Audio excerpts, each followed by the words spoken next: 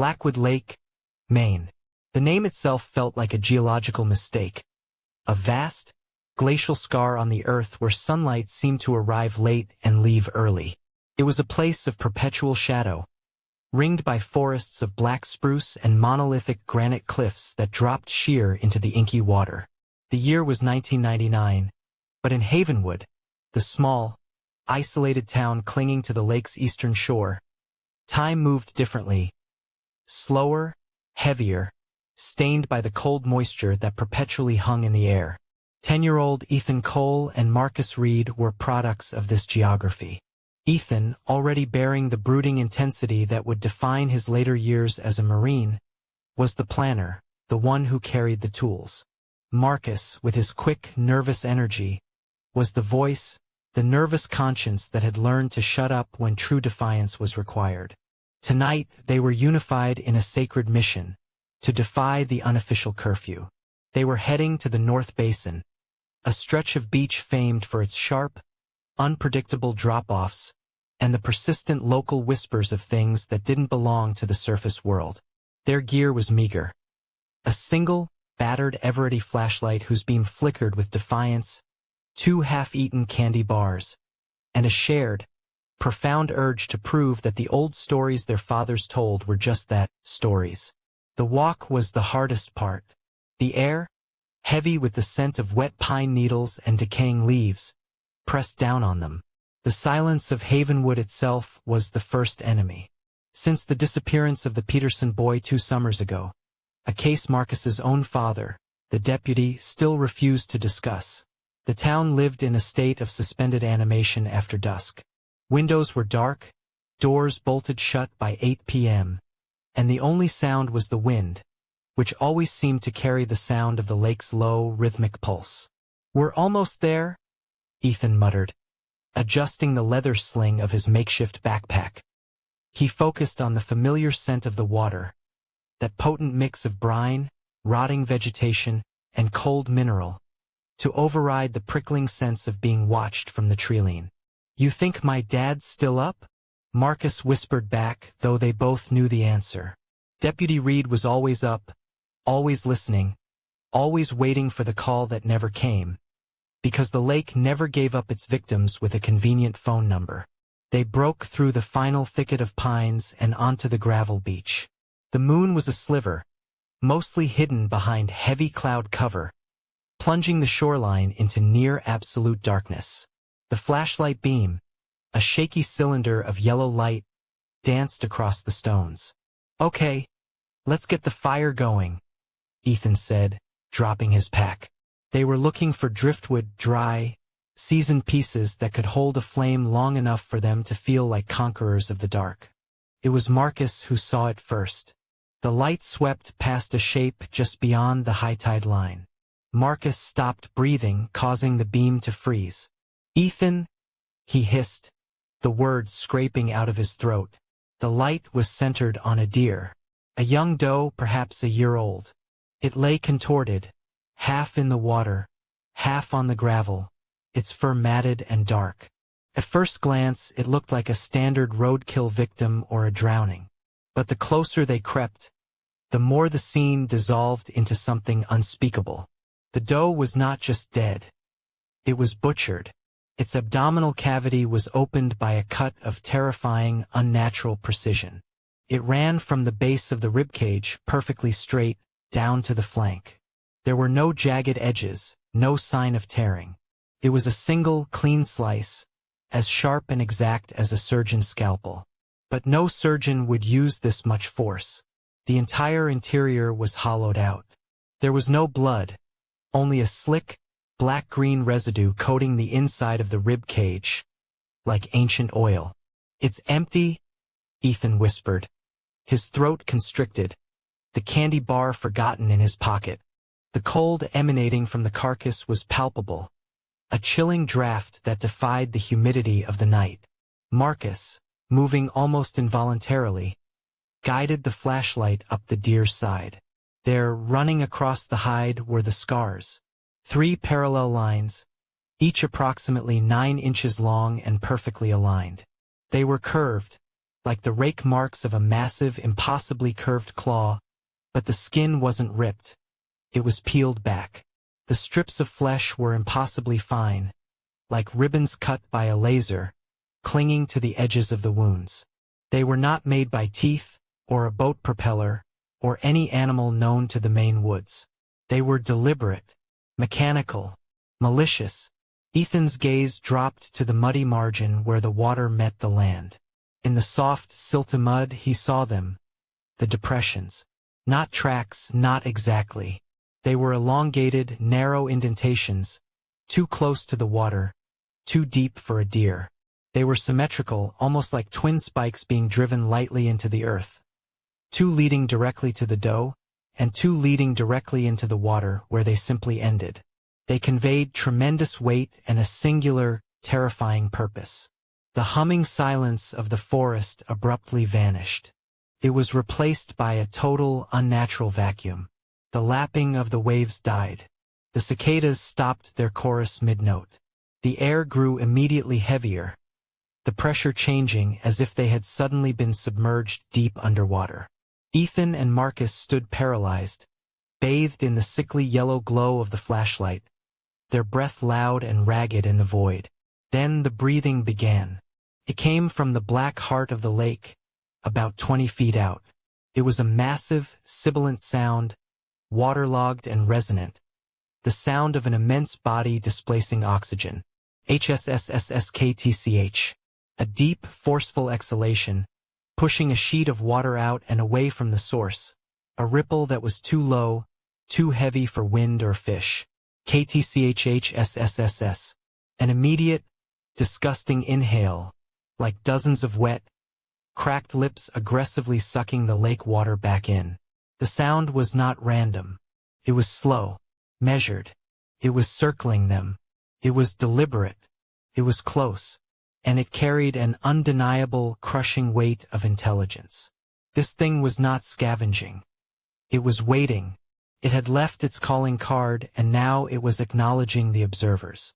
Terror ceased to be an emotion and became a physical force, seizing the boys' diaphragms. Ethan snapped first. He didn't speak.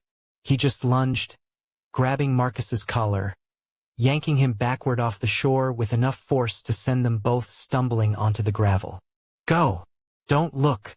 Don't stop!" Ethan shrieked, the sound of his own voice alien in the intense silence. They ran, a desperate, scrambling flight up the vetch and through the brush. They ran until their lungs burned and the metallic taste of fear filled their mouths. They ran until the distant, slow, resonant HSSSKTH of the lake's guardian finally faded behind the safety of the ridge. They left everything behind. The flashlight, the pack, their tent, and the last scrap of their childhood belief in a predictable world. They ran into the cold safety of the county road, never speaking a word. The memory of the deer's pristine wound, the metallic scratch marks, and the sound of the deep, deliberate breath became a shared, unspoken trauma. A cold, certain truth. The lake was aware. It had seen them, and it never forgot those who saw it. The scar defined Ethan. It was the reason he joined the Marines, to learn how to fight things you couldn't see. And it was the reason, years later, he came back to Blackwood Lake, an armed man waiting at the water's edge for the terrible code to be broken. The Havenwood of the present day was not the sleepy logging town of 1999. It was a ghost of itself, a place where fear had calcified into civic law. The recent tragedies, the vanishing of the Marlowe family, the brutalization of young Silas, who had returned from the shore mute and scarred, and the discovery of a boat half sunk with its hull shredded rather than punctured, had driven the town into a state of quiet, perpetual lockdown. Detective Chief Marcus Reed, who traded childhood terror for a career in law enforcement, was the architect of the new regime. The rules were simple and they were brutal.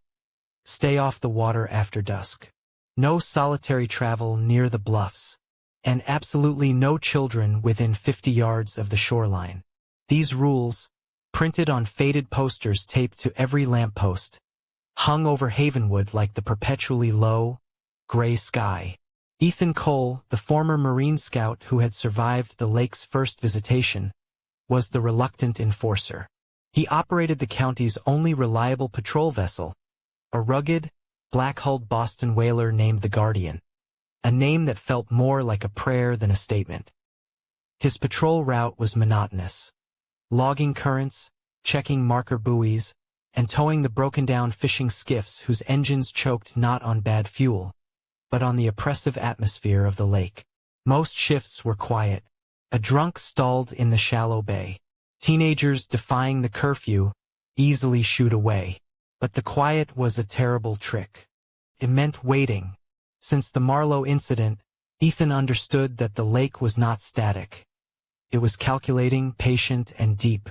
Ethan's home, a small, insulated cabin miles inland where the air smelled of dry earth and pine, was his sanctuary. He chose it to put distance between his son, Finn, and the breathing body of Blackwood Lake. "Dad, catch!" Finn, 8 years old and perpetually energetic, burst from the cabin door the moment Ethan's rusted Ford pickup crunched to a halt. The boy, all sharp angles and bright, undiminished curiosity, held up a worn baseball glove. Ethan forced a smile, the exhaustion of the night patrol. A shift spent fighting the oppressive urge to drop anchor and simply listen, crushing his shoulders. 5 minutes, kid. I'm dead on my feet.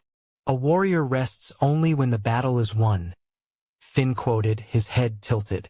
Ethan rolled his eyes. That's Marcus talking, isn't it? The sheriff's quoting Sun Tzu now. They tossed the ball. Finn's throws high and erratic, but fueled by boundless energy. Between pitches, Finn rattled off facts learned from Marcus. The proper trajectory for a .45 round, the importance of maintaining an isolated perimeter.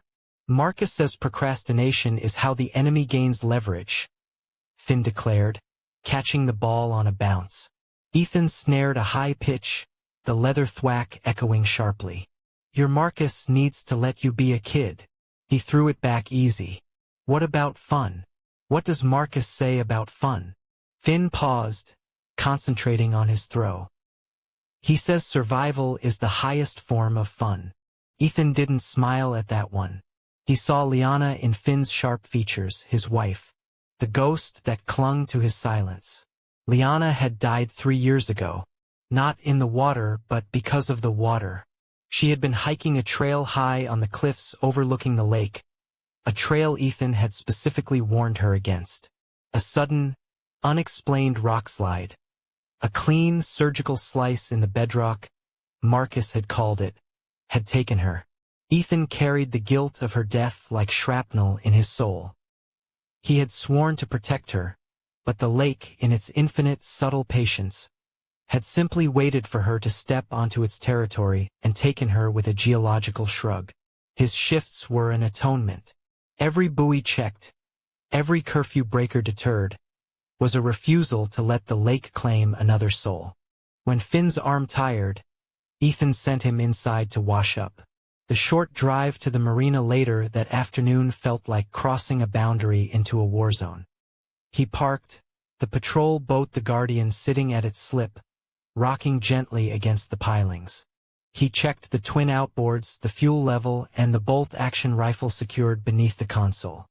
He ran a damp cloth over the cabin, his hands moving with the methodical precision of someone trained to find comfort in routine. He cast off, the whaler's engine noise a dull roar that seemed to insult the great silence of the lake. The lights of Havenwood fell away, leaving him alone with the deepening purple of the sky and the cold, flat black expanse of Blackwood Lake. He ran the planned perimeter, his eyes trained on the sonar, not expecting a fish, but watching for the impossible displacement of a body too large to exist. The air was calm, carrying the watery tang that always came off the lake after sundown. Then, about an hour into his patrol, the silence broke. It wasn't a sound of nature. It was a faint, metallic groan, followed by a heavy, chemical stench that cut through the lake air. Burning diesel and plastic. Ethan snapped the throttle forward. The whaler surged, its hull slamming against the surface as he carved a hard, desperate path towards the source of the smoke. A column of thick, oily black rising into the twilight sky. As he drew closer, the column resolved itself into the unmistakable outline of a wrecked vessel. The salty dog, the ancient, patched-up trawler belonging to Jonah, a cantankerous hermit who lived on his boat and made a living selling cheap repair work. The stern of the salty dog was engulfed in a frantic, hungry blaze. Flames licked up the deck, the heat radiating even across the gap of water. The hull was groaning, warping with the terrible heat. Ethan reached for the mic, his hand shaking slightly. "Marcus, Code 7. I have a boat on fire, Jonah's trawler. Heavy stern section involvement. He's still aboard. Repeat, Jonah is aboard." Marcus's voice crackled back, tight and strained. "Ethan, is it contained?" "Negative. It's too far gone.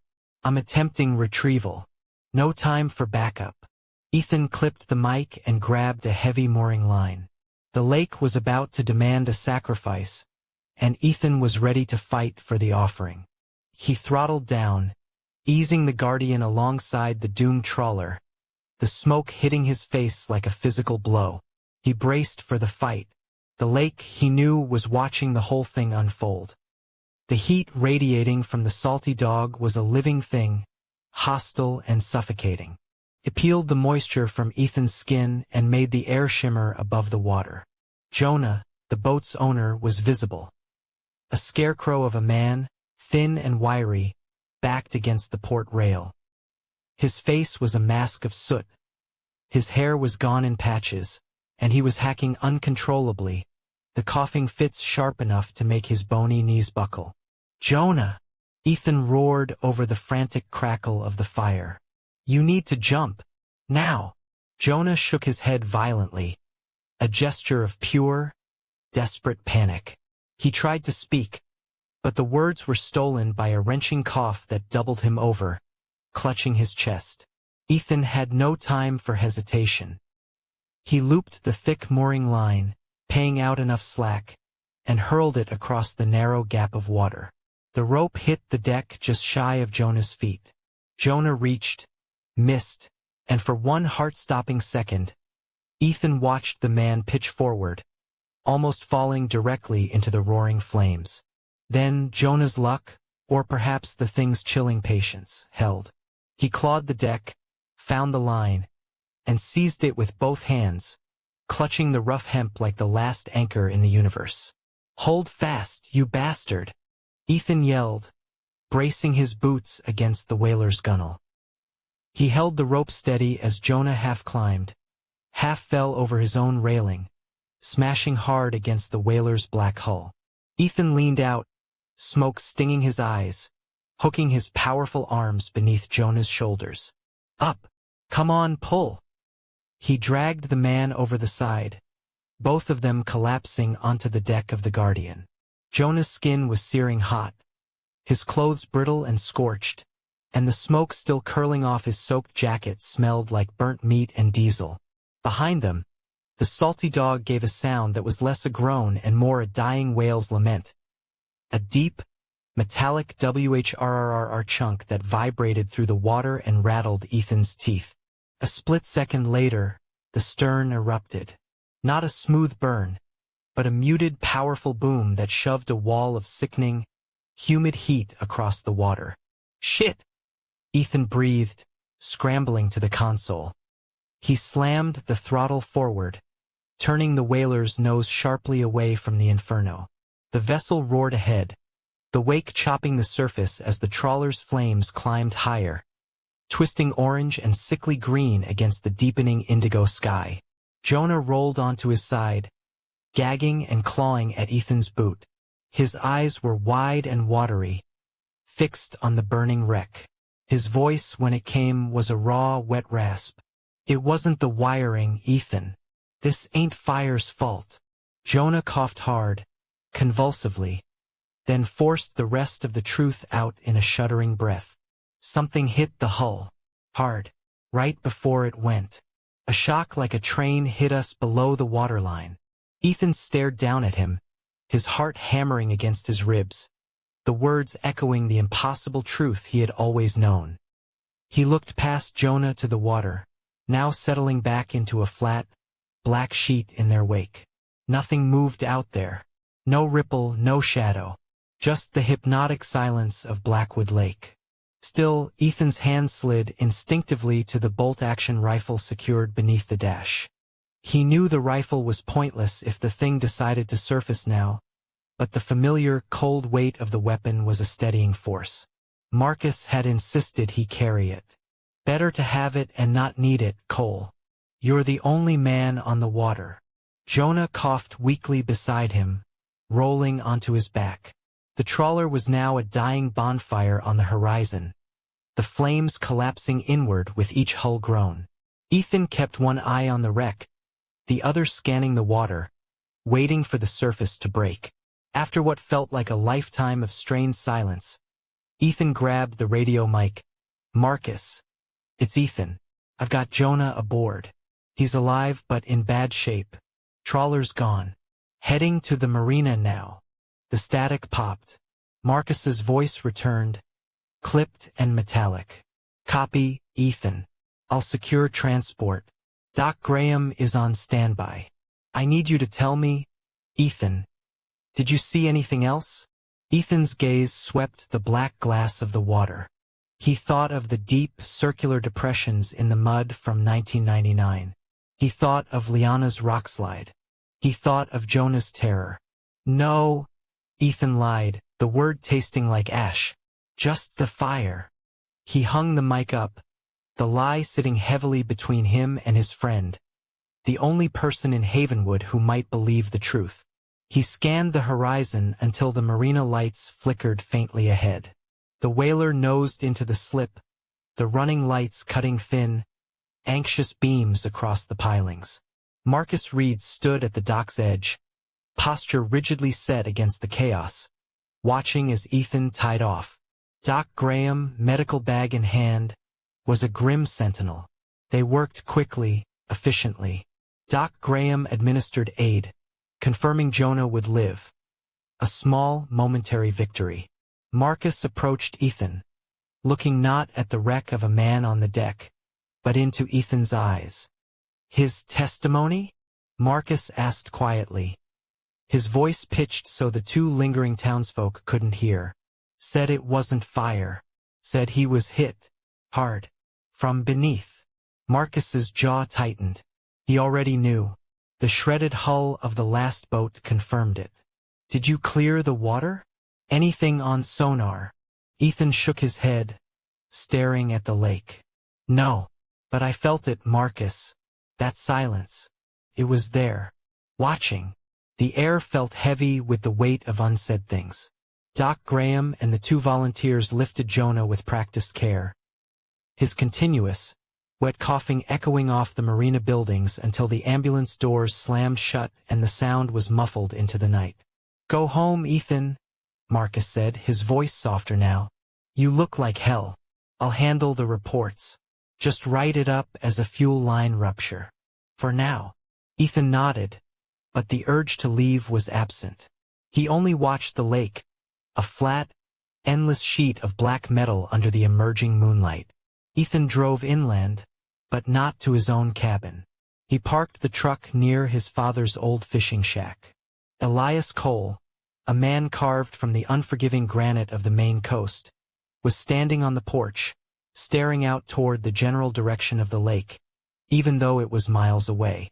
Finn, already dressed in his grandfather's oversized flannel shirt, was inside, asleep on the worn sofa. Elias didn't turn when Ethan killed the engine. He didn't offer a greeting, only the harsh sound of his heavy breath. "You're late," Elias said, his voice gravelly, accusing. "There was a fire. Jonah's trawler. I got him out." Elias finally turned, his eyes, deep-set and full of the perpetual melancholy of the sea, fixed on his son. "A fire. Always a fire, isn't it? Or a rockslide?" The accusation landed like a physical blow. The unspoken name, Liana, hung in the damp air between them. Don't start, Dad, Ethan warned, leaning against the cold metal of his truck. Start. Elias scoffed, taking a slow step forward. I'm not starting anything. The lake is. Those rules Marcus is laying down, the curfews, the patrols, they're for show. You know what it is? It's what took your mother's father in 52. It's what took half the dreadnought crew in the fog of 79. Ethan stepped forward, his fatigue turning to hot anger. It was a rockslide, Dad. Stop filling Finn's head with nonsense about monsters. I'm doing my job to keep this town calm. Elias barked a dry, humorless laugh. Monsters? You think it's a fairy tale for children? You saw the deer, Ethan. You heard it breathe. That thing isn't a monster. It's a debt collector. And it's collecting what Havenwood owes. Silence, solitude, and souls. He pointed a gnarled finger at his son's chest. You keep looking for mechanical failures. You keep looking for natural causes. You keep patrol. But every minute you're on that water, every time you come back safe, it's a mockery to the lake. Elias stepped back, folding his arms. The silence returned, heavy and complete, broken only by the faint tick-tick-tick of the cooling truck engine. Why don't you let Finn stay here tonight? Elias said, the sudden change of topic jarring. You look like you need a week to forget what you saw. Ethan wanted to refuse, wanted to pull Finn out of the polluted gravity of his father's house. But Finn loved the old man, loved the stories of the old days before the fear. And the truth was undeniable. Finn was safe here, far from the breathing blackness of the water. Yeah, fine. Ethan conceded, the word dragged out of him. Just keep the stories away from the boy, please.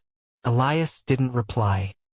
He simply watched his son with an intense, knowing gaze that cut deeper than any rockslide. He wasn't arguing. He was simply waiting for Ethan to realize he was already losing. Ethan watched the horizon, that flat, unbroken line of black glass.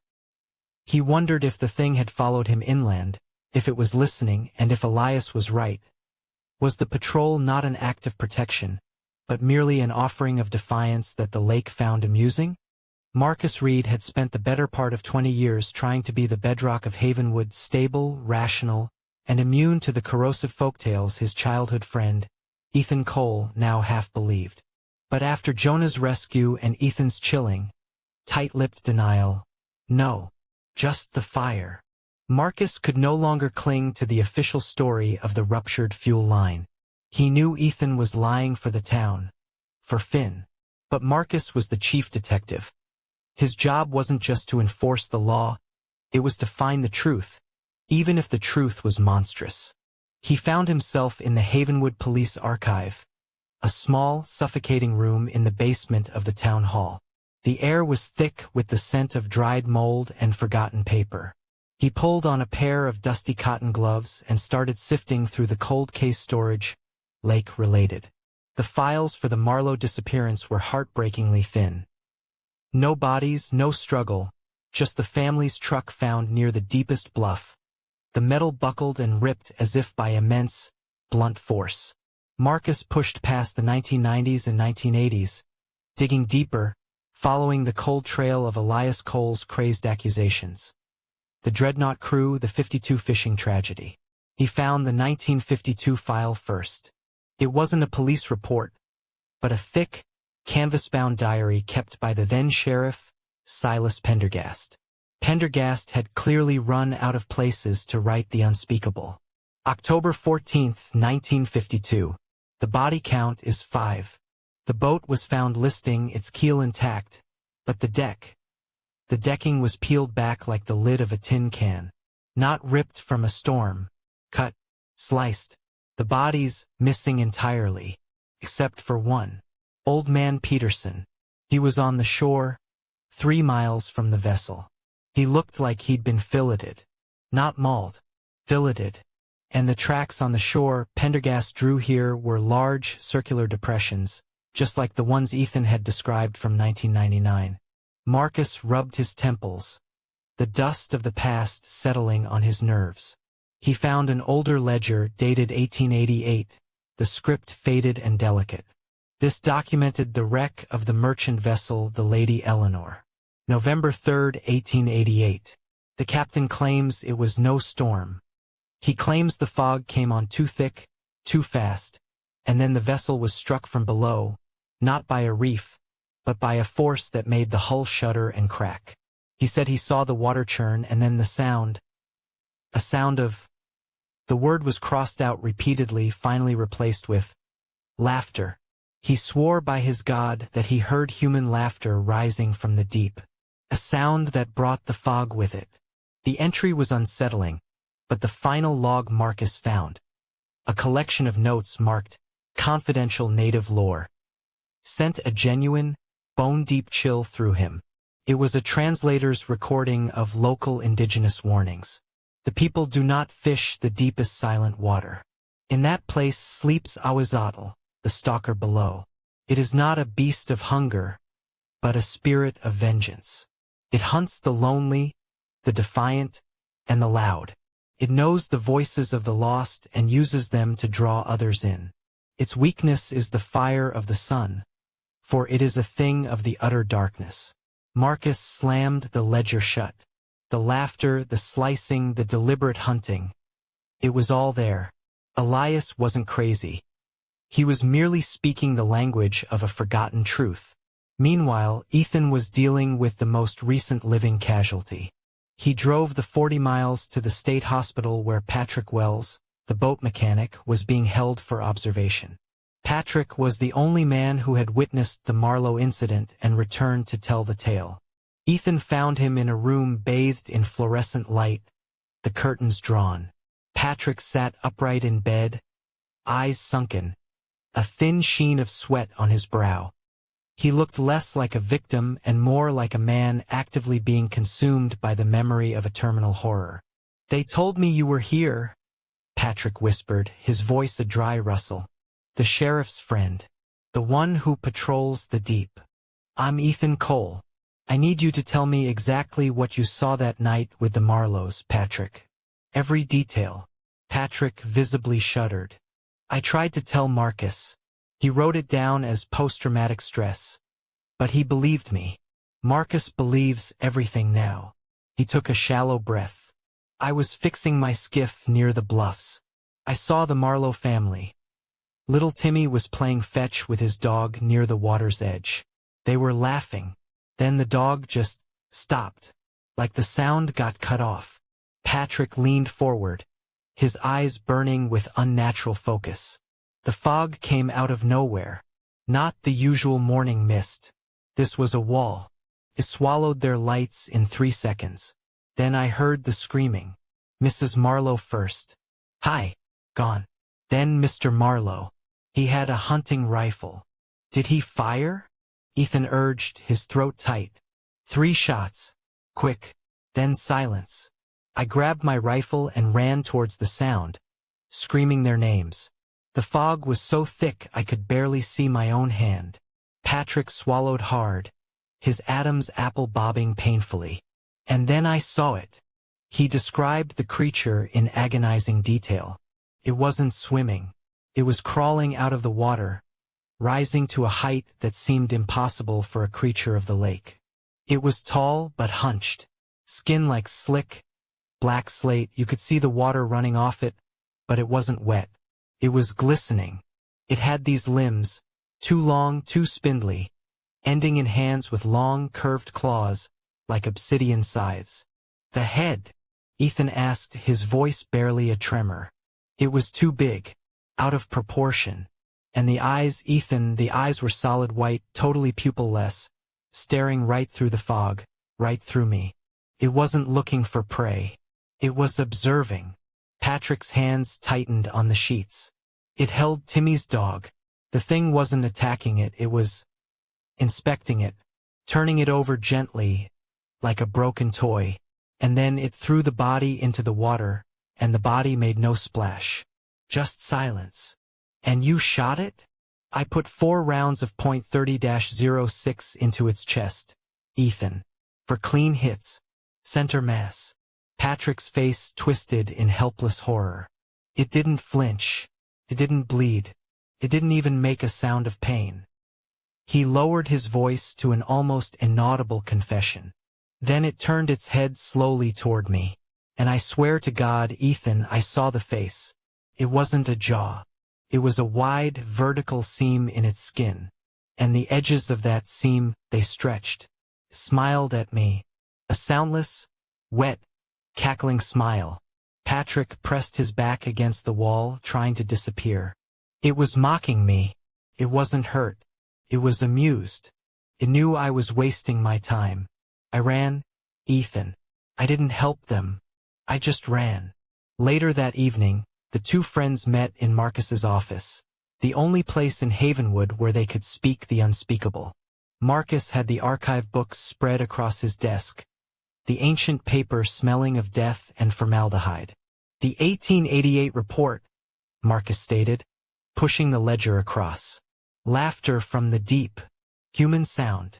Ethan pointed to the Indigenous lore. It knows the voices of the lost and uses them to draw others in. It hunts the lonely, the defiant, and the loud. It's a predator that uses psychological warfare. Ethan then recounted Patrick's description. The size, the movement, the white eyes, and the soundless smile. The smile is the key, Marcus. It's not an animal. It's a sadist. It wants us to know we can't stop it. That's why Liana's rockslide was so clean, so surgical. It wants us to believe in natural causes until we're all dead. Marcus ran a hand over his tired face. The lore says its weakness is the fire of the sun. Ethan. The lake is deep, dark, and cold. Fire is the opposite of its environment. Ethan's eyes snapped to the archive notes, then to Marcus. Jonah's trawler. It was hit below the waterline. Then it blew up with diesel. It was a massive, hungry fire. It ran from the fire, Marcus concluded, his voice heavy with revelation. It was hit hard enough to sink the boat, but it didn't stay to finish the meal. It retreated from the flames. Ethan stood, the revelation chilling and solidifying his resolve. The lake wasn't a body of water. It was a hunting ground, and its hunter was intelligent, malicious, and near invincible in its domain. It's coming for us, Marcus, Ethan said, picking up his keys. It's been building its confidence with every silent, unsolved disappearance. It knows I'm patrolling. It knows I'm defying it. And it knows I have Finn. Marcus looked at the rifle Ethan was carrying. What are you going to do? Ethan didn't answer. He walked out, his mind fixed on the vast, black surface of Blackwood Lake. He had fire. He had fuel. And he had a single, burning desire to save his son from a debt collector that only accepted souls. He had to draw it out. He had to show it what defiance truly meant. Ethan left Marcus's office without a word, the knowledge of Ahuizotl, the Stalker Below, a cold, hard knot in his gut. The creature was not a beast. It was malice personified, a sadist that mocked humanity.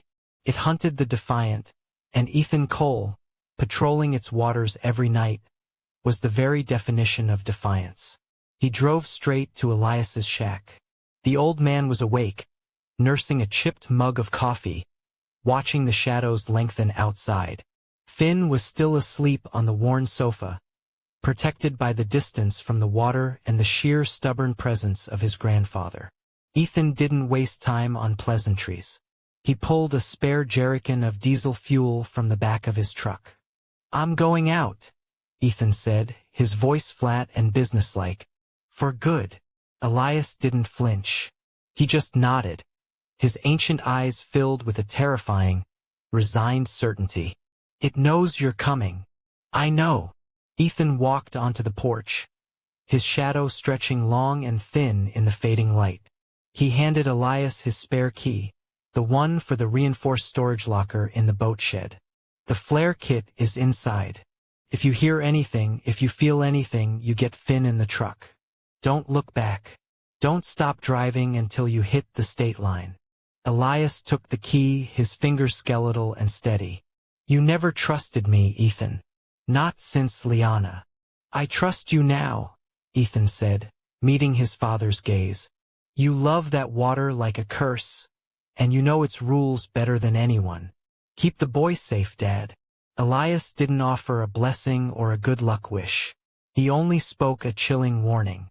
The lake demands a price, boy. It's never free. You pay with silence, or you pay with blood.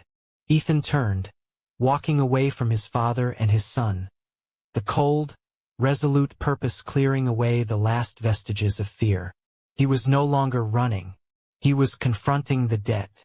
By the time Ethan arrived back at the marina, twilight had bled completely into night.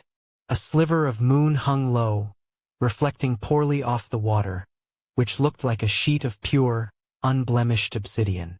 The guardian felt different, small and vulnerable, no longer a protector but a bait. Ethan loaded the extra diesel cans onto the deck.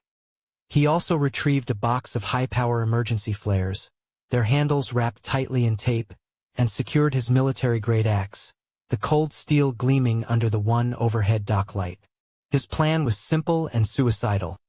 Find the deepest part of the lake, the deepest silent water of the lore, bait the creature, and use its own darkness-loving nature against it. He cast off.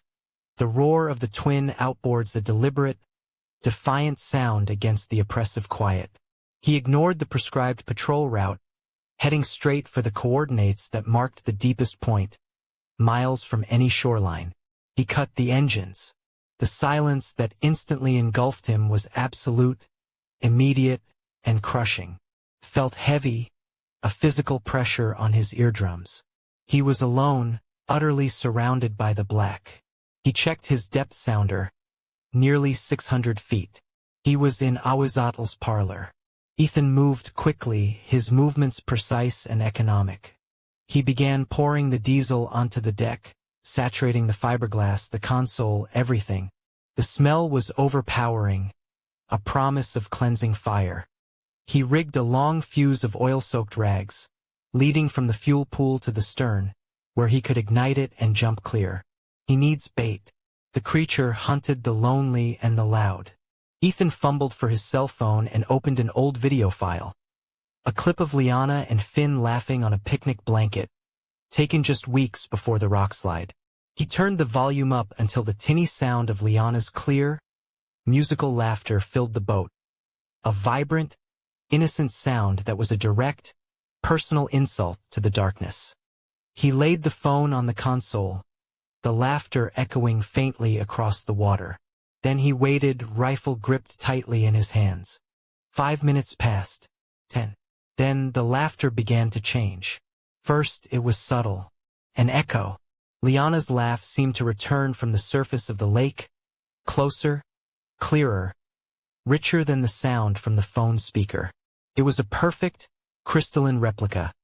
A sound Ethan's heart desperately wanted to run toward. Then, the second sound, the laughter from the 1888 ledger. A wet, high-pitched cackle. A sound that promised torture, rising from beneath the boat. It was mocking his grief, mocking his plan. The temperature plummeted instantly. A damp, thick fog materialized from the water, rising not in drifts, but in solid vertical walls, swallowing the moonlight and the distant flicker of Havenwood's lights. Ethan knew it was too late to back out. He was exactly where the creature wanted him. He grabbed the rifle and aimed it at the water 20 yards off the bow, pointing the gun where the sound seemed thickest. "Show yourself," Ethan yelled into the fog, his voice tight with adrenaline. "Come and get me, you cold water bastard." The answer came not in sound, but in impact. The boat was struck from below, not hard enough to shatter the hull, but enough to send a staggering jolt up the keel. The whaler yawed violently, sending the jerrycans tumbling. Ethan fought to keep his balance, his vision blurred by the sudden, sickening shift. He heard the sound of scraping, obsidian on fiberglass, followed by a low, guttural hiss that was decidedly not human. yet somehow contained the essence of that chilling laughter. Then, through the swirling fog, it emerged. It didn't breach the water. It crawled out of the deep, a black, hunched form that seemed to defy gravity. Its skin was like wet basalt, shining faintly in the dark.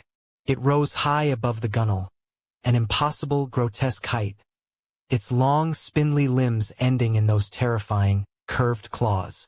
The creature, Ahuizotl, was enormous.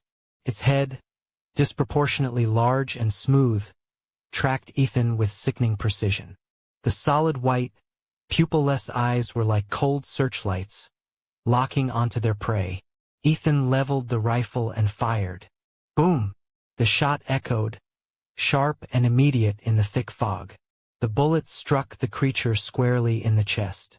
Ahuizotl didn't even twitch. It tilted its head, and the vertical seam in its face, the mouth, stretched impossibly wide, revealing rows of small, sharp teeth lining the void, smiled at him. A slow, soundless, utterly contemptuous grin. "Liana misses you, Ethan?" A clear, perfect voice whispered directly behind him. A voice that was both Liana's and the lake's. Ethan flinched, but didn't turn. Psychological warfare. He fired again, the bullet ricocheting off the hard hide with a high-pitched ping that sounded strangely musical. He dropped the rifle. It was useless. "You want defiance?" Ethan screamed, pulling the heavy, taped cluster of flares from his jacket. Ahuizotl raised one massive obsidian claw, ready to slice the boat in half. Ethan acted. He pulled the pins from the flares, twisted the ignition handles, and hurled the cluster onto the diesel-soaked deck. A flash of searing white light illuminated the fog. The air screamed as the first flare erupted, but before the creature could recoil, the burning metal touched the pool of diesel. Humph! The boat became an instantaneous, mobile volcano. A wall of angry, hungry orange and black fire exploded, engulfing the entire deck. The heat was immediate and unbearable. Ahuizotl shrieked, a high, wet sound of pure agony. The fire, the antithesis of the deep, cold blackness, bit into its flesh like acid. The creature's huge form stumbled backward, its limbs thrashing, desperately trying to retreat from the inferno. It plunged back into the water with a massive, boiling hiss, the sound of rock turning to steam. Ethan, enveloped in flame, didn't hesitate. He grabbed the axe and, with a final, desperate burst of strength, sliced the safety line holding the rubber dinghy to the stern. The flames licked his face, his clothes smoking. He threw himself over the starboard side, into the freezing black water just as the diesel-fueled inferno reached the auxiliary fuel tank. He woke up sputtering, choking on the black water, the taste of diesel and fire sharp on his tongue. He was clinging to the upturned hull of the little rubber dinghy, shivering violently. The fire was gone. The whaler, the Guardian, was a smoldering ruin, sinking slowly into the deep. The flames had been momentary, violent, and complete. The fog was still there, but it was thinner now, retreating, dissipating into the dark sky. The air had a strange, charred smell. Ethan pulled himself onto the dinghy, collapsing onto the slippery, wet rubber. He didn't look at the sinking wreck. He looked at the water. It was silent, completely, utterly silent. But this time the silence was different. It didn't feel heavy and watchful. It felt empty. The mocking laughter, Liana's voice, the cold malice. It was all gone.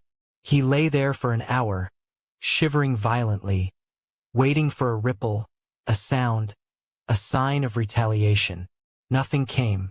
When the sun finally began to rise, a bloody, hesitant orange creeping over the eastern horizon, Ethan saw Marcus's search vessel speeding toward him.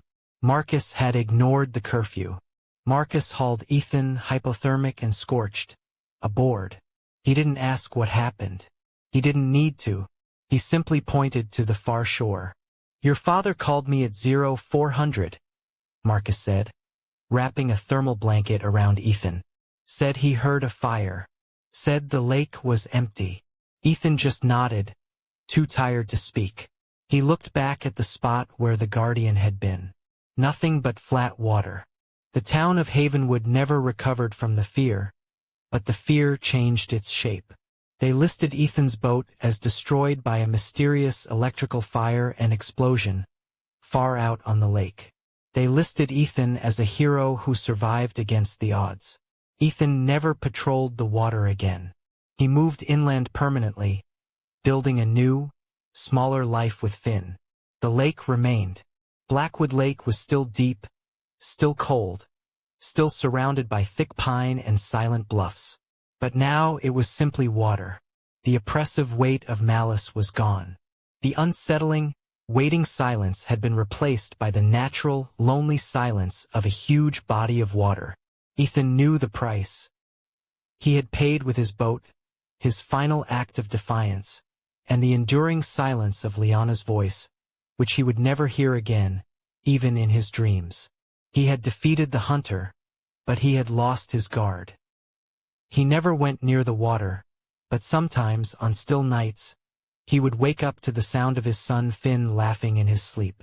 And Ethan would listen, fiercely and carefully, making sure that laughter stayed pure, and that no echo, no matter how faint, ever returned from the dark woods outside. The deep silence of Blackwood Lake was finally, truly, its own. The end.